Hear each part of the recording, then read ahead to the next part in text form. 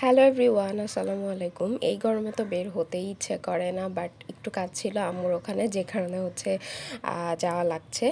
So বের হয়ে গেলাম, আর আকাশটা একটু দেখছিলাম, একটু মেঘলা মেঘলা ছিল, যে কারণে আরও বেশি গরম ছিল আর কি। বাইরে যদিও একটু ঠান্ডা ঠান্ডা বাতাস থাকে, বাট প্রচুর পরিমাণ গরম থাকে। তো যাই হোক, আম্মুর ওখানে চলে আসলাম। আমার আম্মু আবার বলেছিল বাঙ্গি আনতে, তো আমার হাজব্যান্ড আবার মিষ্টি কুমড়ার মতন বাঙ্গি এনেছিল, তো এটা নিয়ে একটু হাসাহাসি হচ্ছিল। আর আমার আম্মু দেখাচ্ছিল যে আব্বু এই প্রাইজগুলো পেয়েছে খেলা করে। কিছুদিন আগে হচ্ছে আব্বুর খেলা ছিল ফুটবল, সো ওখানে হচ্ছে আব্বু এই প্রাইজগুলো পায়, তো সেগুলো আমাদেরকে আর কি বের করে দেখাচ্ছিল। দেন আমি একটু বাঙ্গিও খেলাম, আর হচ্ছে একটু কফি বানিয়ে নিলাম, কজ আমি অনেক দিন পর কফি খাচ্ছি। এই গরমে আর কি চা কফি কোনোটাই খেতে ভালো লাগে না, তো এই জন্য কিছুই খাওয়া হয় না বলতে গেলে সন্ধ্যার দিকে, কজ এগুলো খেলে আমার মনে হয় যেন আরও বেশি গরম লাগছে। সো যাই হোক, এগুলো কফি টফি খাওয়া শেষ করে দেন আম্মুর সাথে একটু গল্প স্বল্প করে দেন হচ্ছে বাসায় চলে আসি। আর এটা হচ্ছে আর একদিনের একটা ক্লিপ। সেদিন আমি বাসাতে হচ্ছে রাঁধুনি ফালুদা মিক্সটা নিয়ে এসেছিলাম, তো ওইটাই রান্না করব আর কি। সেই জন্য এখানে আমি 1 কেজি দুধ হচ্ছে জাল দিতে বসিয়ে দিয়ে, আর প্যাকেটটা কেটে হচ্ছে দেখছিলাম যে কি কি আছে।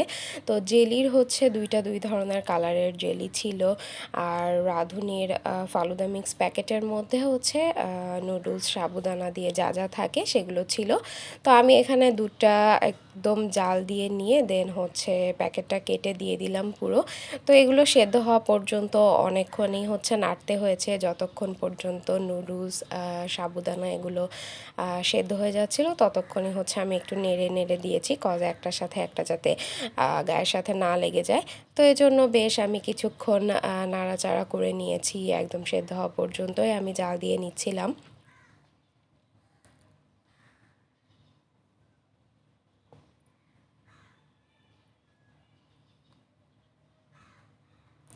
তো এই তো আমার ফালুদা কিন্তু রেডি হয়ে গিয়েছে, আমি নামিয়ে নিয়েছি। দেন এটা ঠান্ডা করতে আমি ফ্যানের নিচে দিয়ে দিয়েছিলাম, আর তারপর হচ্ছে আমি জেলিগুলো রেডি করে নিচ্ছিলাম। জেলি রেডি করতে জাস্ট হচ্ছে অল্প একটু পানি, আর তার মধ্যে একটা একটা করে প্যাকেট কেটে দিয়ে 4-5 মিনিট নেড়ে নিলেই হচ্ছে জেলিটা হয়ে যাচ্ছিল। সো আমি একটা একটা করে করছিলাম আর নামিয়ে নিচ্ছিলাম। তো লাল কালারের যেটা ছিল সেটা হচ্ছে আমি আর হয়ে গিয়েছিল, দেন সবুজ কালারের প্যাকেটটা খুলে আমি এটাও রেডি করে নিলাম সেম পদ্ধতিতে। তো এই তো এটাও হয়ে যায়, আমি এই কালারটাও হচ্ছে নামিয়ে নিলাম।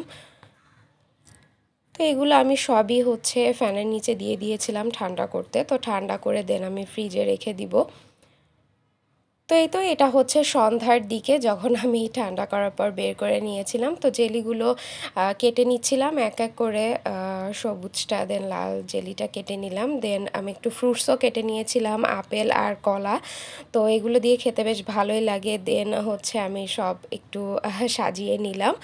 দেন আমি একটু আইসক্রিমও নিয়ে নিয়েছিলাম, কজ আমার আইসক্রিম দিয়ে খেতে অনেক ভালো লাগে, আর ফালুদার মধ্যে তো আইসক্রিম দিলে একটু ঠান্ডা ঠান্ডা হয়, তো অনেক ভালো লাগে। তো আমি চকলেটটা দিয়েই খাই, এদিন হচ্ছে ভ্যানিলাটা দিয়ে খেলাম, তো ভালোই লাগলো। আর ফালুদার রান্নাটা অনেক মজা হয়েছিল, সো অনেক ভালো লেগেছে। আর গরমের মধ্যে কিন্তু ঠান্ডা ঠান্ডা ফালুদা খেতে জাস্ট অনেক মজা। আর এটা হচ্ছে আমার আম্মু দই বানিয়েছিল বাসায়, তো সেটার ক্লিপও একটু রেখে দিয়েছি। তো এই আর কি। সো থ্যাংকস ফর ওয়াচিং, আল্লাহ হাফেজ।